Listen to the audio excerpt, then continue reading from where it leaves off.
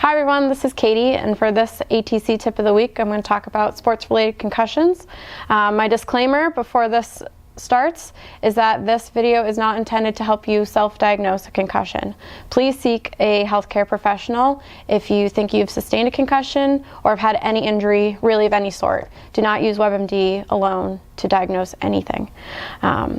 So for concussions, what are they is really the big question of the day.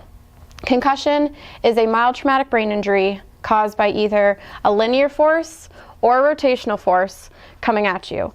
It does not require impact, so you do not need to actually get hit in the head to get a concussion. You could get shoved out at practice and just the movement of your head can cause a concussion. You don't need to actually hit the floor. A ball does not have to hit you in the face. None of that to still sustain concussion symptoms. You don't need to lose consciousness to have a concussion. That was an old myth back in the 90s that has further been determined. Losing consciousness, you probably have some issue, maybe concussion related.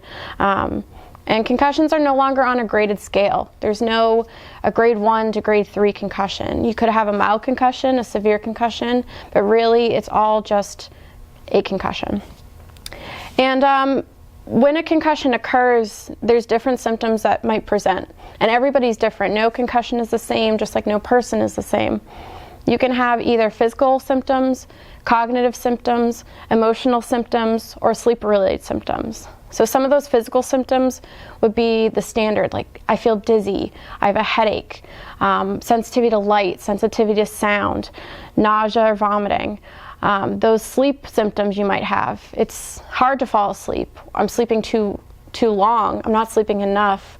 I can't stay asleep throughout the night. Cognitive symptoms would be class-related stuff.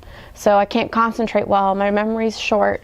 And some of the emotional symptoms, more angry, irritated, sad for no reason, you start crying just because, are some of the symptoms that might occur. But once again, you might not have all of them. You might not have really any but a headache. About 75% of all concussions will have a headache, but you don't have to have a headache to have a concussion. And really, the big thing with concussions is that sometimes you might get hit and it takes a couple of minutes, a couple of hours for symptoms to really occur. In some cases, up to 24 hours before you really get the full effect of the symptoms that might occur for you. Now, how common are concussions? Because that's really the question. And in relation to the athletic world, recreational sports and varsity sports, about 4 million concussions occur a year. The big sports where they happen, football, of course. Women's soccer actually is really high on the list, followed by men's soccer, men's and women's ice hockey, and then women's and men's basketball. So really, if you think of those sports, it's a lot of contact sports, but things like basketball is not a collision sport, but you can still have instances of getting the shove or the jostle around that can give you a concussion. Now, the common misconception is that helmets prevent concussions, and they do not. If you think of an egg, and you've ever done the science project of wrapping the egg in as many soft things as possible so it doesn't crack, that's the point of a helmet, is so you don't have a skull fracture. But you can still have some brain bleeding, which happens at the concussion, even if the egg itself is fine. Same thing goes for mouth guards. Mouth guards are really to protect you from losing your teeth.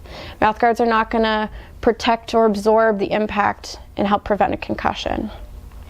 And lastly, the most important part for me to tell you is about predisposing factors that really can affect the longevity or the symptoms of your concussion.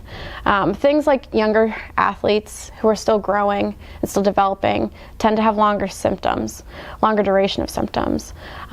Those who are female tend to have longer duration of symptoms, and that really depends on your estrogen levels, how high they are in a specific time, and how low those progesterone levels are. And I can get more into the physiology in another video.